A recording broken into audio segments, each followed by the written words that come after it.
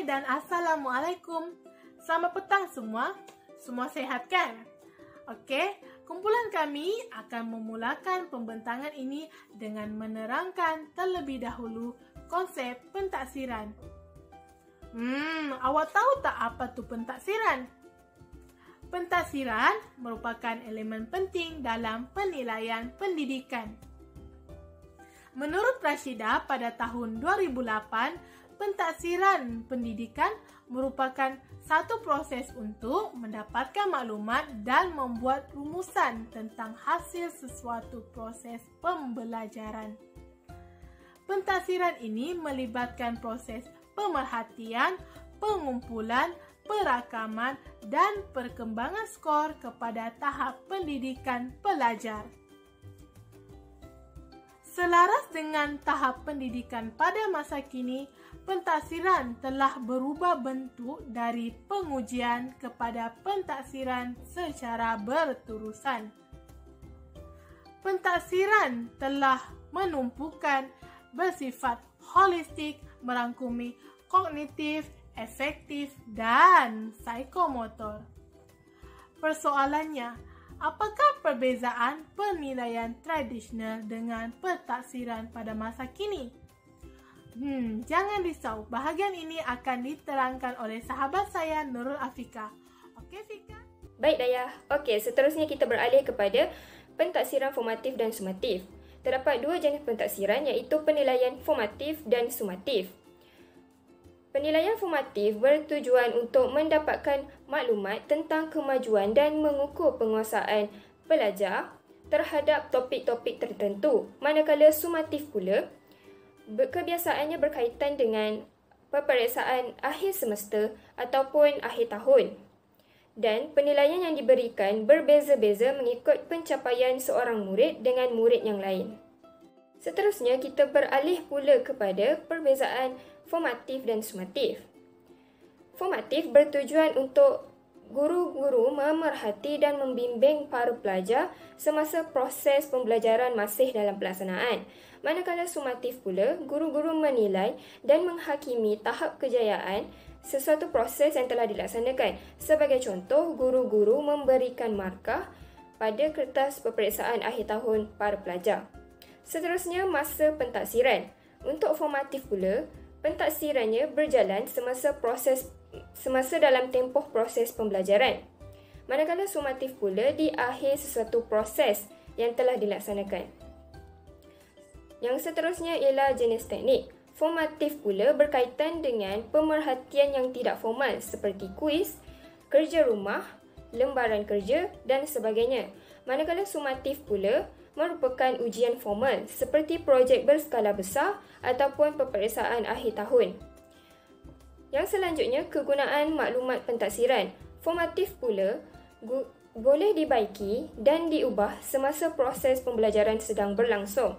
Manakala sumatif pula, penghakiman dibuat setelah pencapaian keseluruhan proses dilaksanakan. Sekarang kita pergi pula kepada ciri-ciri utama pentaksiran. Menurut Muhammad Azhar, terdapat 4 ciri-ciri utama pentaksiran yang boleh digunakan oleh guru. Yang pertama, berkongsi objektif pembelajaran antara guru dan pelajar. Ini bermaksud guru memberitahu atau memaklumkan kepada pelajar tentang apa yang akan dipelajari dan mengapa pelajar mempelajari pembelajaran tersebut. Dan ianya bertujuan untuk memberi kepada para pelajar perspektif ataupun gambaran yang lebih luas tentang apa yang sepatutnya dipelajari para pelajar pada waktu itu. Selain itu, guru-guru boleh menggunakan pelbagai strategi untuk meningkatkan pembelajaran. Sebagai contoh, sesi sumbang saran dalam kumpulan ataupun menggunakan ayat-ayat yang mudah untuk kefahaman pelajar. Yang kedua, penyoalan lisan yang kerap dan berkesan. Ini digunakan untuk mempelbagaikan tujuan pembelajaran. Ini untuk mengenal pasti kefahaman pelajar, menjelaskan isi-isi penting kepada pelajar dan ianya sebagai langkah pembelajaran. Ini membantu pembelajaran para pelajar supaya menjadi lebih baik. Selain itu, terdapat 2 jenis penyoalan lisan yang boleh digunakan oleh guru. Yang pertama, soalan jenis tertutup iaitu memerlukan pelajar memberikan jawapan sama ada ya ataupun tidak. Dan soalan jenis terbuka iaitu memerlukan pelajar memberikan jawapan secara terperinci dengan penjelasan. Yang ketiga, memberikan maklum balas yang berkesan. Guru-guru boleh memberikan komen kepada para pelajar untuk memperbaiki kelemahan ataupun meningkatkan penguasaan pembelajaran. Sebagai contoh, guru-guru boleh memberikan komen terhadap kertas peperiksaan para pelajar ketika memberikan markah. Dan akhir sekali, menggalakkan pentaksiran kendiri dan pentaksiran oleh rakan sebaya. Ini bermaksud murid mentaksir tugasan rakan-rakannya dan tugasan yang dilakukannya sendiri. Kedua-dua jenis pentaksiran ini membolehkan pelajar menjadi bermotivasi oleh dirinya sendiri dan terhadap rakan-rakannya. Dan yang kedua, membantu pembelajaran kendiri para pelajar.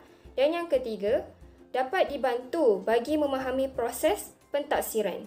Selanjutnya, kita pergi pula kepada perbezaan pentaksiran berasaskan sekolah iaitu PBS dan penilaian tradisional. Sebelum kita pergi kepada perbezaan, kita perlu tahu apa itu PBS dan penilaian tradisional. PBS merupakan unsur formatif dengan instrumennya yang tersendiri dan pentaksirannya disepadukan dengan proses pengajaran dan pembelajaran yang berlaku ketika di dalam kelas. Ia juga penilaian yang dilakukan secara berterusan.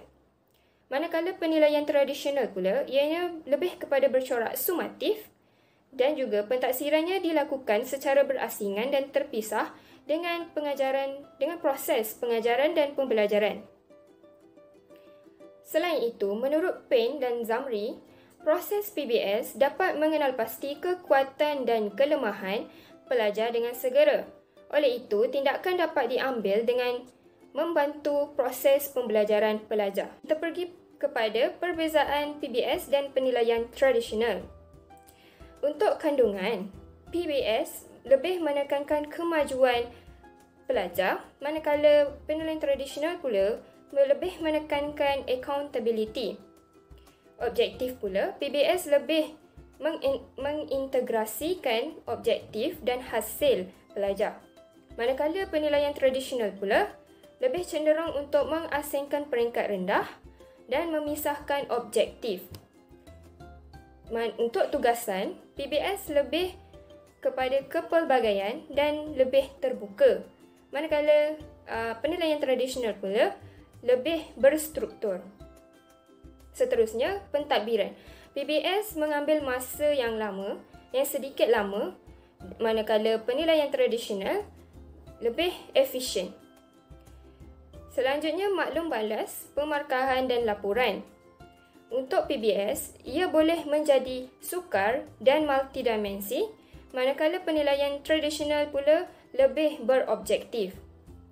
Untuk reliability, PBS boleh mencapai tahap penerimaan dengan cara latihan yang diberikan, manakala penilaian tradisional boleh membuatkan pelajar untuk sentiasa mengejar tahap yang lebih tinggi. Untuk kos pula, PBS boleh mencapai tahap yang tinggi, manakala penilaian tradisional pula hanya tahap sederhana. Akhir sekali, kesan. PBS memberikan kurang impak kepada pelajar, manakala penilaian tradisional pula memberikan cabaran yang lebih kepada para pelajar. Saya akan membentangkan tentang 5 kekangan pentaksiran alternatif. Yang pertama, sikap guru. Guru perlu mempunyai strategi pengajaran yang menarik minat murid untuk mencapai objektif pengajarannya. Hal ini kerana guru perlu benar-benar mengetahui pelbagai model, kaedah dan strategi PDPC dan berusaha menggunakannya mengikut keadaan dan kesesuaian. Yang kedua, pengetahuan pentaksiran. Guru-guru tidak pernah menerima latihan atau pendedahan secara khusus atau secara formal. Tambahan pula, guru-guru yang kurang berpengalaman dan tidak menguasai pelbagai bidang ilmu telah menjadi salah satu punca pentaksiran tidak dapat dijalankan secara sempurna. Selain itu, keupayaan guru untuk mentaksir pentaksiran adalah terhad daripada aspek bebanan tugas dan masa. Yang ketiga, peruntukan masa pengajaran dan pembelajaran. Pengagihan jadual guru yang dilaksanakan di sekolah didapati kurang berkesan. Aktiviti sampingan sekolah turut mengganggu masa pengajaran guru. Tambahan pula, tempoh masa pengajaran yang singkat menyebabkan guru tidak sempat melaksanakan aktiviti pentaksiran secara menyeluruh. Yang keempat, bebanan guru. Pengajaran guru lebih menjurus kepada menamatkan sukatan pelajaran yang telah ditetapkan dan menumpukan kepada persediaan untuk menduduki peperiksaan. Guru terbeban dengan tugas akademik dan bukan akademik di sekolah. Kita boleh ambil contoh, guru terpaksa menguruskan hari sukan, hari ko-kurikulum, mesyuarat PIBG dan sebagainya.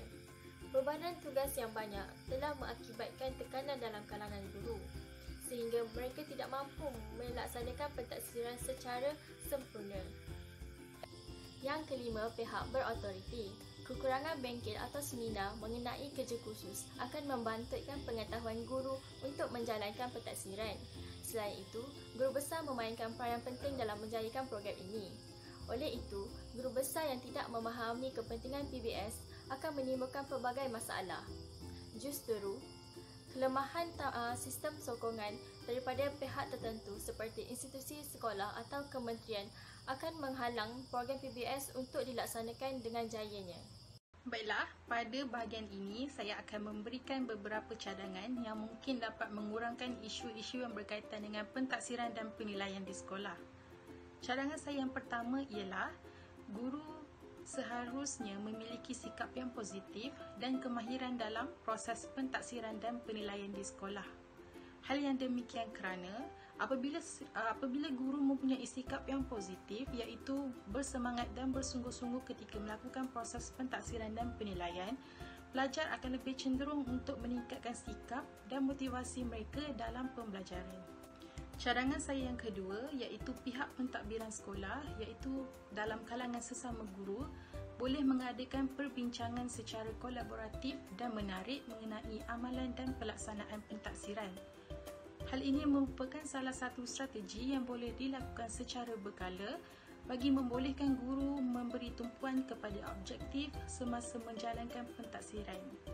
Cadangan saya yang ketiga ialah pihak sekolah maupun guru kelas haruslah memainkan peranan yang penting dalam menentukan suasana dan persekitaran bilik darjah yang bebas daripada gangguan.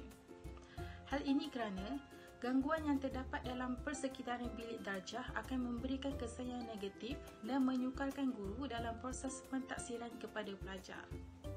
Cadangan saya yang keempat ialah pihak tertentu seperti pihak Kementerian Pendidikan Malaysia maupun pihak pentadbiran sekolah haruslah menyediakan bengkel ataupun seminar yang berkaitan dengan kemahiran pentaksiran dan penilaian di sekolah.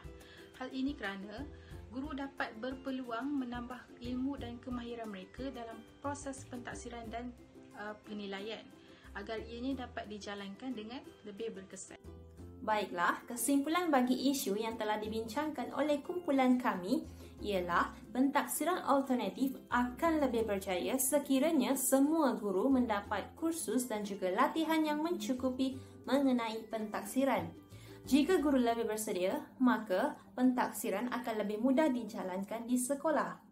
Selain itu, guru juga perlu memahami segala jenis pentaksiran, sama ada pentaksiran tradisional maupun pentaksiran alternatif, bagi mewujudkan pengalaman pembelajaran yang baik kepada pelajar dan secara tidak langsung, proses pembinaan model insan yang holistik dapat diteruskan sesuai dengan saranan kementerian. Itu sahaja daripada kumpulan kami. Sekian, terima kasih.